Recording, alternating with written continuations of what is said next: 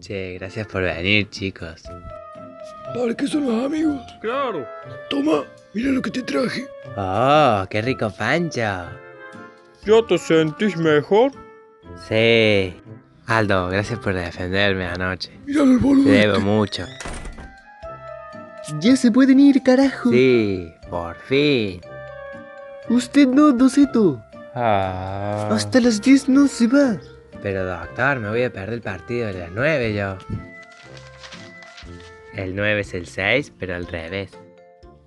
Che, ¿qué pasó con el Mariano Ramírez? ¿Se escapó? Jamás me van a atrapar. Soy un maldito genio. Mirá, no sé, pero si me lo encuentro lo voy a hacer cagar. Pero voy a necesitar de un maestro.